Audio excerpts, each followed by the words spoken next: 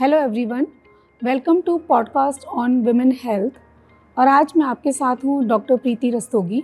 I am director and head of the department at Medanta hospital in Department of Obs and Gynae.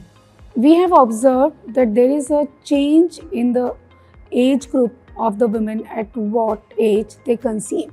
So nowadays the women are conceiving at a higher age, maybe more than 30 or I would say more than 35 years of age. और इस as पे जब women conceive करती है तो थोड़े से उनके दिमाग में क्वेश्चंस होते हैं बेबी के स्क्रीनिंग के बारे में कि हमारी एडवांसिंग एज की वजह से बेबी के ऊपर कोई इफ़ेक्ट होगा या नहीं होगा। तो आज हम बात करेंगे डाउन सिंड्रोम स्क्रीनिंग के बारे में इन प्रेगनेंसी। और आज हमारे साथ हैं डॉक्टर गीतांजलि बहल, जो यहाँ पर मेदांता हॉस्पिटल में सीनियर कंसल्टेंट हैं, फीटल मेडिसिन स्पेशलिस्ट।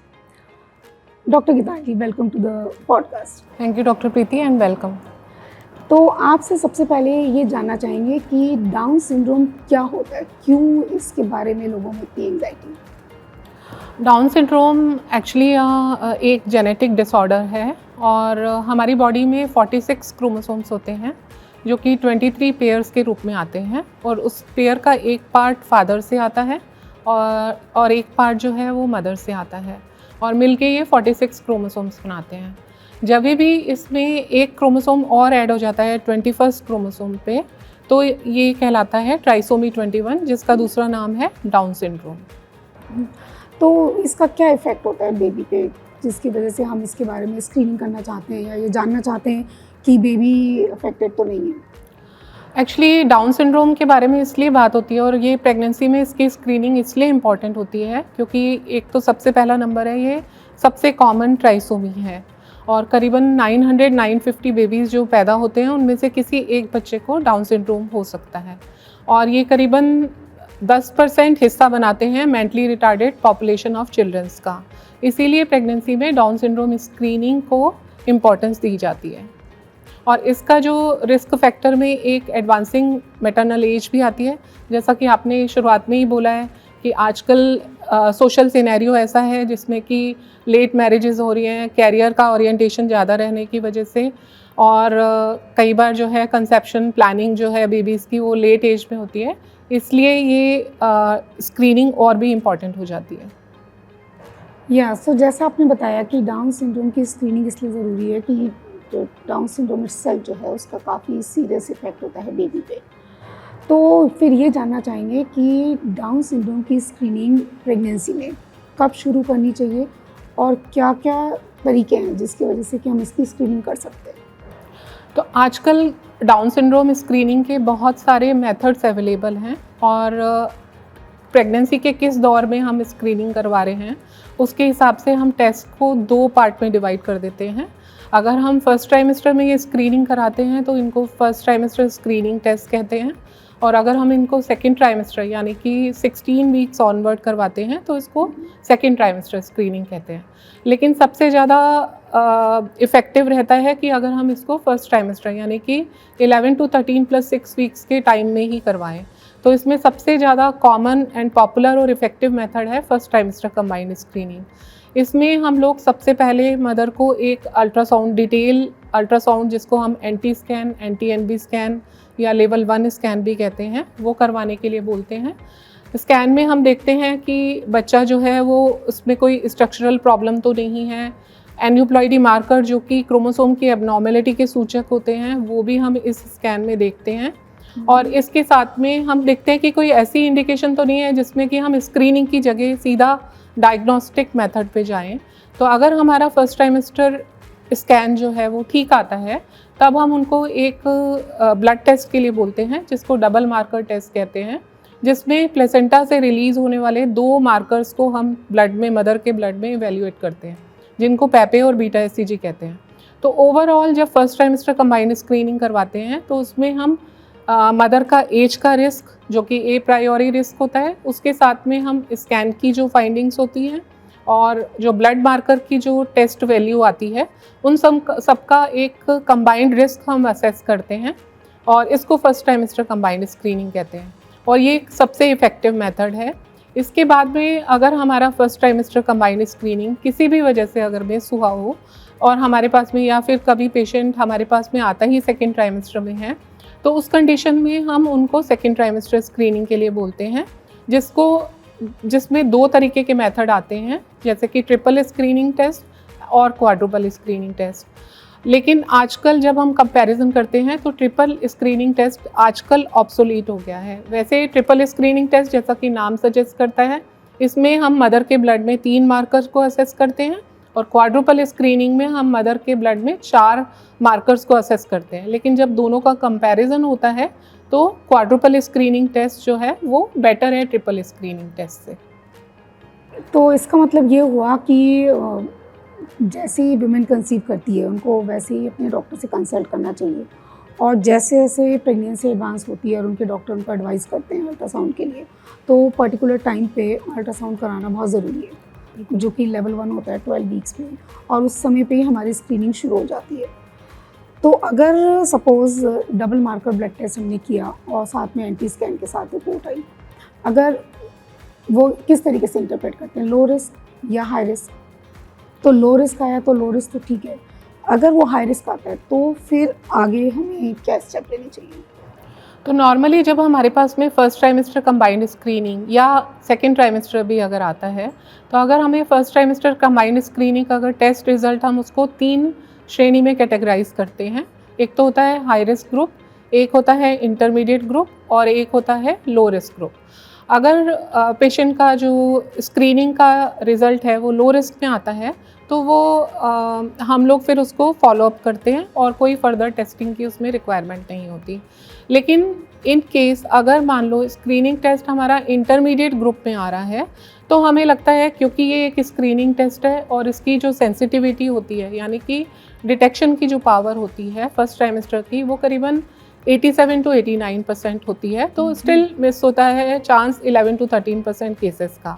तो हम उनको भी, अगर इंटरमीडिएट जोन में आता है तो उसको पिक करने की कोशिश करते हैं, और उसके लिए एक सुपीरियर टेस्ट हम एडवाइस करते हैं, वो भी एक ब्लड टेस्ट होता है, जिसको हम कहते हैं नॉन इन्वेजिव प्रीनेटल टेस्टिंग या NIPT, क्योंकि ये एक अच्छा स्क्रीनिंग टेस्ट है और ट्राइसोमी 21 के लिए इसकी सेंसिटिविटी काफ़ी अच्छी है, करीबन 99%। और इन केस अगर हमें test result high risk group में आता है, तो उस कंडीशन में इसका मतलब है कि रिस्क ज़्यादा है, तो हमें उसको कंफर्म करना पड़ेगा, क्योंकि स्क्रीनिंग टेस्ट मतलब हमें एक रिस्क का अंदाज़ा देने वाले टेस्ट, लेकिन कंफर्मेटरी टेस्ट की ज़रूरत होती है, जिनको डायग्नोस्टिक टेस्ट कहते हैं, और ये इन्वेजिव टेस्ट होते हैं। 2 तरीके के टेस्ट होते हैं, एक होता है कोरियोनिक विलस सैम्पलिंग और एक होता है एमनियोसेंटेसिस। दोनों में फ़र्क ये है कि अगर हम टेस्ट 11 to 14 वीक्स के बीच में करते हैं, तो वो होता है कोरियोनिक विलस सैम्पलिंग, जिसमें हम प्लेसेंटा के ज़रिए एक बायोप्सी लेते हैं और उसको जेनेटिक मटेरियल को जेनेटिक टेस्ट के लिए भेजते हैं। और दूसरा टेस्ट होता है एमनियोसेंटेसिस, जो कि 16 वीक्स और उसके बाद में किया जाता है, जिसमें बच्चा जो कि एक पानी की झिल्ली में रहता है, उसमें से थोड़ा सा पानी हम लेते हैं, जिसमें बच्चे की स्किन की सेल्स होती हैं, और उसको हम क्रोमोसोमल टेस्टिंग के लिए भेजते हैं और कंफर्म करते हैं कि जो हमारा रिस्क आया है वो सही है या नहीं है। या डॉक्टर गीतांजलि, तो एक बार हम अपने व्यूअर्स के लिए इसको समराइज कर देते हैं कि स्क्रीनिंग हम शुरू करते हैं 12 वीक्स पे। 12 वीक्स पे हम NT-NB स्कैन करते हैं और साथ में ब्लड टेस्ट करते हैं। ब्लड टेस्ट में या तो हम डबल मार्कर करते हैं एज के डिपेंडिंग, या फिर अगर हाई रिस्क एज ग्रुप है तो NIPT करते हैं। अगर double marker test low risk आता है तो हमें कुछ भी करने की ज़रूरत नहीं है, लेकिन अगर double marker test high risk आता है तो इसका मतलब ये नहीं है कि बेबी अफेक्टेड है। इसका मतलब ये है कि there is a chance, high chance that baby might be having Down syndrome. तो उसके लिए हमें फर्दर टेस्टिंग करानी चाहिए, जो कि NIPT या इन्वेजिव टेस्टिंग जैसे एमनियोसेंटेसिस है ना। तो इसका मतलब ये हुआ कि अगर आपकी स्क्रीनिंग में डबल मार्कर में हाई रिस्क आता है तो घबराने की ज़रूरत नहीं है, आपको स्पेशलिस्ट की एडवाइस लेनी चाहिए और उनकी एडवाइस के अकॉर्डिंगली फर्दर टेस्टिंग जो है वो फॉलो करना चाहिए। डॉक्टर गीतांजलि, इसके अलावा कोई और आप प्लीज़ ऐड करना चाहेंगी? हाँ जी, एक्चुअली क्या है, ये एक स्क्रीनिंग टेस्ट तो हैं जो कि बहुत ज़रूरी हैं, जैसा कि मैंने रीज़न भी बता दिया कि क्यों डाउन सिंड्रोम स्क्रीनिंग इम्पॉर्टेंट है। लेकिन इसके अलावा भी बहुत सारी चीज़ें होती हैं, जैसे कि बच्चे में कोई स्ट्रक्चरल प्रॉब्लम तो नहीं है, जो कि क्रोमोसोमल हो भी सकती है या क्रोमोसोम की रिलेटेड ना होके उसमें कोई और जेनेटिक एंगल जैसे कि सिंगल जीन डिसऑर्डर हो सकते हैं, और कई बार बगैर किसी जेनेटिक डिजीज़ के भी कोई स्ट्रक्चरल एबनॉर्मलिटीज़ होती हैं। तो ऐसे में जो है वो अल्ट्रासाउंड की इम्पोर्टेंस काफ़ी ज़्यादा है, ख़ासकर सबसे पहले तो वाइबिलिटी स्कैन, जिसमें कि हम कंफर्म कर लेते हैं कि बच्चा जो है वो यूट्रस में यानी अपनी सही जगह पे है या नहीं है, और उसमें कार्डियक एक्टिविटी है या नहीं, कोई भी एडनेक्सल लीजन तो नहीं है, और उसका डेट्स जो है उसकी लास्ट पीरियड डेट से कंफर्म कर रहे हैं या नहीं। उसके बाद में जो अगला स्कैन है जो कि बहुत इंपॉर्टेंट है वो है एंटी स्कैन, जिसको हम लेवल 1 स्कैन भी कहते हैं, जिसमें हमारे बहुत सारे पर्पस होते हैं। सबसे पहला तो ये कि हम ये देखते हैं कि बच्चे में कोई स्ट्रक्चरल प्रॉब्लम तो नहीं है, क्योंकि एंटी स्कैन में ही हम करीबन 55 to 60% ऑफ एबनॉर्मलिटीज़, जो स्ट्रक्चरल एबनॉर्मलिटीज़ हैं, उनको डिटेक्ट कर लेते हैं। उसके लिए बहुत आगे जाने की ज़रूरत नहीं होती। इसके अलावा दूसरा हमारा जो बेनिफिट है वो ये है कि हम इसमें एन्यूप्लॉइडी मार्कर्स देखते हैं।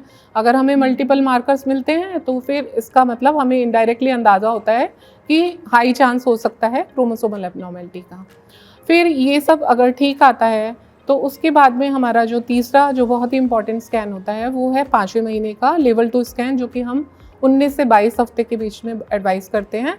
इसमें अगेन हम, क्योंकि बच्चा एक डेवलपमेंटल स्टेज में होता है, जो ऑर्गन अभी पहले बने हुए नहीं होते पूरी तरह से, वो इस टाइम तक बन जाते हैं।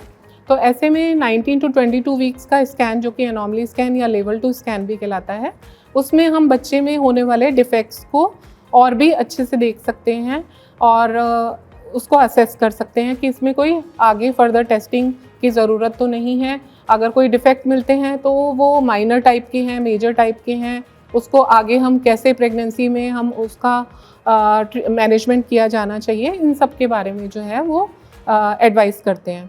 बाद में जो होने वाले स्कैन हैं जो कि 28 वीक्स ऑनवर्ड होते हैं, उनको ग्रोथ स्कैन कहते हैं। जैसा कि नाम बताता है कि ये बच्चे की ग्रोथ रिलेटेड चीज़ों को हम देखते हैं, पर यही एक पर्पज़ नहीं होता।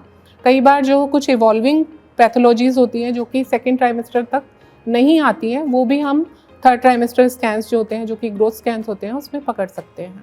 तो आज हमने डिस्कस किया कि प्रेगनेंसी में कैसे स्क्रीनिंग करनी चाहिए और क्या इम्पोर्टेंस है हमारा first trimester 12 weeks NT-NB scan का, उसके साथ क्या इम्पोर्टेंस है ब्लड टेस्ट की, जिसके लिए कि हम डाउन सिंड्रोम को बहुत ही आसानी से पकड़ सकते हैं और उसके लिए फर्दर टेस्टिंग कर सकते हैं।